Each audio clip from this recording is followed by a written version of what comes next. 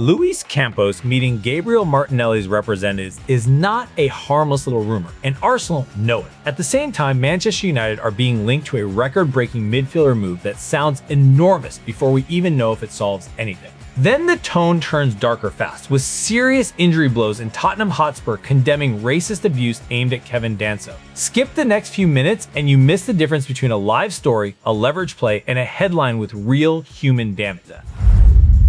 Back on Just Soccer, the tension today is simple. When Paris Saint-Germain start asking questions about Gabriel Martinelli, Arsenal have to decide whether this is passing noise or the start of a real test. Start with a story that can unsettle a fan base before a single offer ever lands. One meeting does not complete a transfer, but it can change the atmosphere around a player very quickly. PSG sporting director Luis Campos meets representatives of Arsenal winger Gabriel Martinelli. This is the kind of report people either inflate into a done deal or wave away because it feels inconvenient. Both reactions miss the point.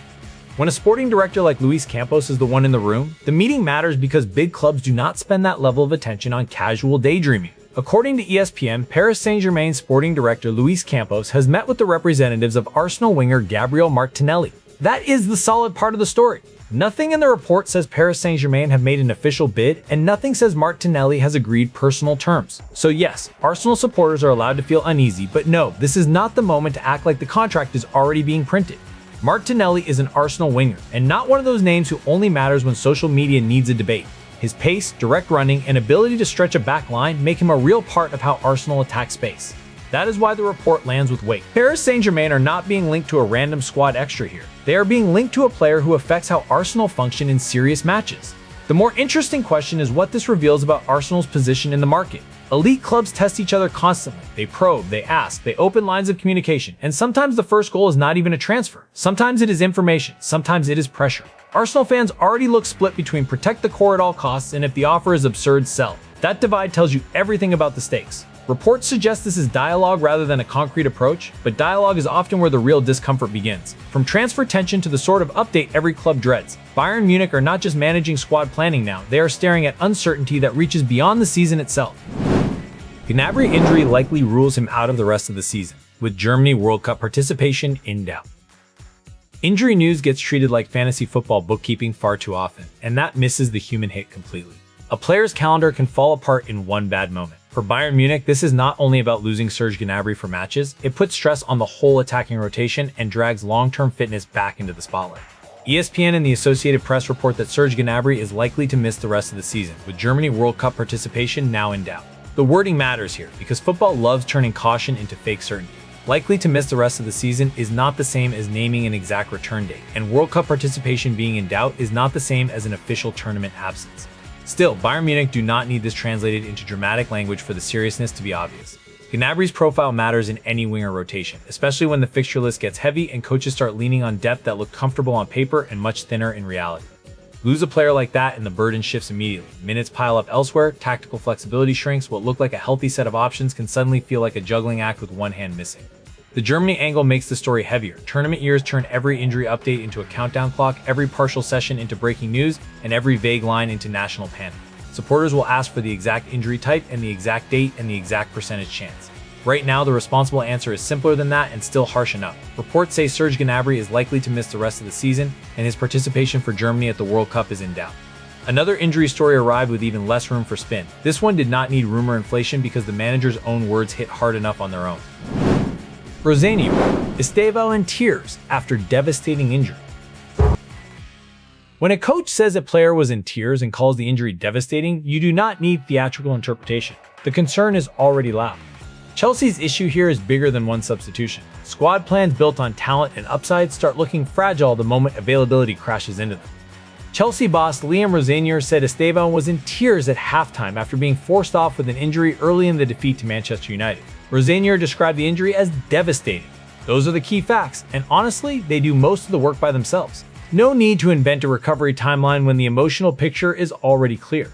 There is always a point where polished football language gives up and reality barges in. Managers can talk about alternatives, structure, and coping mechanisms all week.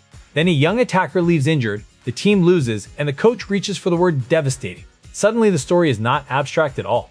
Chelsea fans are reacting that way because they know what repeated attacking absences do to rhythm, selection, and confidence. Another layer sits under the obvious one. Clubs love calling themselves deep until injuries start landing in the same area of the pitch. Then depth turns into emergency patchwork very quickly. Rosenior did not give a specific return date, and we should not invent one for him. What he did give was a brutally human snapshot. Esteban was in tears at halftime after being forced off, and Chelsea are dealing with a problem serious enough for their manager to describe it as devastating after a defeat to Manchester United. Now back to the transfer machine, where volume is never the same thing as clarity. Man United in conversations for record-breaking midfielder transfer, Fabrizio Romano says deal could be possible. Manchester United do not need a glamorous room. They need midfield recruitment that actually changes how the team survives transitions and controls matches. A record-breaking fee sounds impressive right up until the player arrives, and the structure still looks like a door left open in winter. Team Talks listing, citing Fabrizio Romano, says Manchester United are in conversations for a record-breaking midfielder transfer and that a deal could be possible. That is enough to make this a live story, but not enough to pretend it is done. No player should be named unless the source package says so, and nothing here supports claiming a formal bid, a signed agreement, or a completed breakthrough. Oddly enough, the lack of a named target makes the football question sharper. What profile are Manchester United actually trying to buy? If the answer is simply an expensive midfielder, then congratulations. The presentation team will have a lovely week.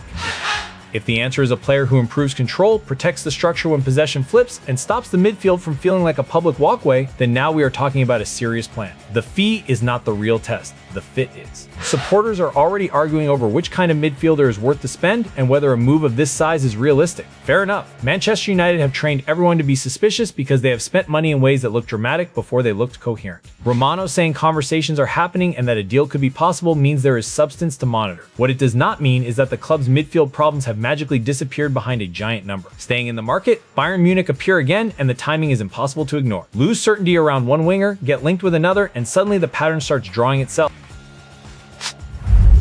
Report: Bayern keen on Aston Villa winger Morgan Rogers. This is where context matters more than hype. Bayern being linked with Morgan Rogers looks very different when their own wide options no longer feel stable. Aston Villa supporters are right to watch this carefully, because keen can be the quiet opening note before a much louder transfer story. A report says Bayern are keen on Aston Villa winger Morgan Rogers, with the story framed as transfer gossip rather than a confirmed move. That distinction matters because football reporting loves skipping from curiosity to certainty in a single breath. There is no claim here that Bayern have made a formal offer, and there is no basis for saying Rogers has agreed contract terms elsewhere. Even at this stage, the link makes football sense. Rogers carries the ball well, attacks defenders directly, and can create the sort of transitions that make structured teams suddenly look very nervous. Bayern do not usually spend their time dreaming about harmless wide players who stay politely in their lane. If they are keen, the appeal is probably tied to dynamism and threat, not just to a name trending for the week. For Aston Villa, stories like this are more than background noise. Fans know how the cycle works. Build a player well, improve his level, and sooner or later a richer club starts circling with a more glamorous logo and a larger checkbook. That does not mean a transfer is imminent. It does mean the story has entered the stage where people start measuring leverage, ambition, and how hard Villa would need to push to keep control if Bayern decide this is more than gossip. The next story cuts straight through market chatter and tactical gossip. Some headlines are not about squad building at all. They are about whether football can protect the people inside it when the game turns ugly. Tottenham condemn vile, dehumanizing racism aimed at defender Kevin Danso. There is no clever football angle that matters more than the basic fact here. Racist abuse is harm, not controversy content. Clubs have become very practiced at statements. The real test is whether action follows strongly enough to make those words mean something for Kevin Danso. ESPN reports that Tottenham Hotspur condemned vile, dehumanizing racism aimed at defender Kevin Danso following Tottenham Hotspur's 2-2 draw with Brighton.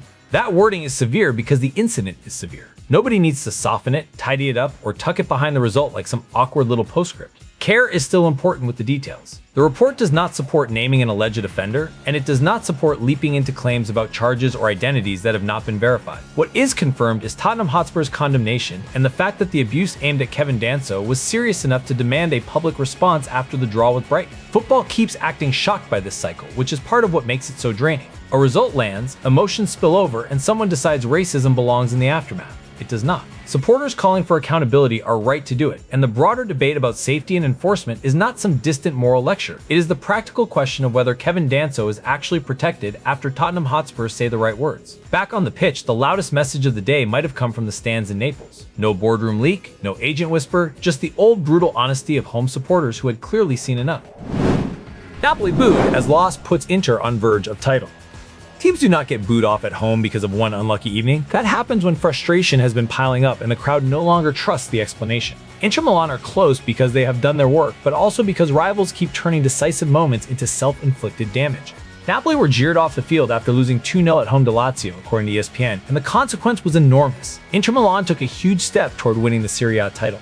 There are days when football analysis can get fancy. This is not one of them. The scoreline was bad enough. The noise afterward told you the supporters believe the problem runs deeper. Home defeats happen. Home defeats followed by boos feel different because they expose the mood around a team in one ugly burst. Supporters rarely turn that hard unless they think they have watched the same failings too many times already. Napoli did not just lose to Lazio. Napoli were judged by their own stadium, and that is the kind of verdict players and coaches carry with them into the next week, whether they admit it or not. Inter Milan do not need romance at this point. They need the table to keep confirming what the season has become. When a rival loses 2-0 at home and gets jeered off, that is not random drama. That is title race gravity. Napoli's collapse against Lazio pushed Inter to the verge, and the pressure now sits squarely on everyone else to prove the race is not already over.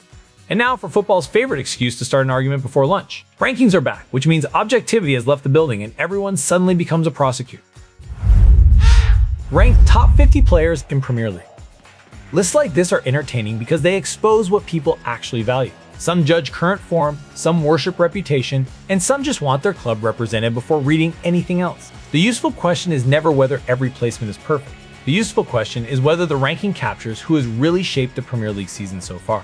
ESPN's Premier League Top 50 returns with just over a month remaining in the 2025-26 season, ranking the best players in the league so far. That guarantees outrage before the page even loads properly. Somewhere, a supporter has already found one placement they hate and decided the entire list belongs in a courtroom.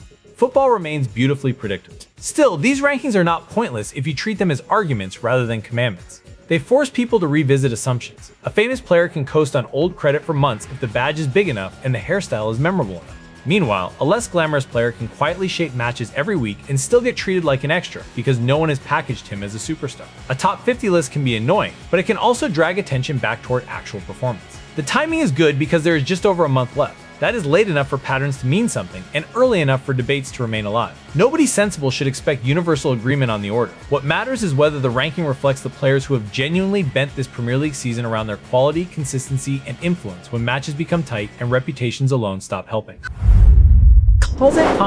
That is the day on Just Soccer. Paris Saint-Germain testing the air around Gabriel Martinelli, Bayern Munich hit by Serge Gnabry uncertainty while being linked with Morgan Rogers, Chelsea dealing with a devastating Estevan setback, Manchester United circling another giant midfield headline, Tottenham Hotspur confronting racist abuse aimed at Kevin Danso, Napoli hearing fury from their own crowd, and the Premiere League Top 50 reopening every argument people claim to hate but absolutely love. The trick, as always, is not to ask which story is loudest. Ask which one is real, which one is leverage, and which one leaves the club with consequences it cannot laugh off tomorrow.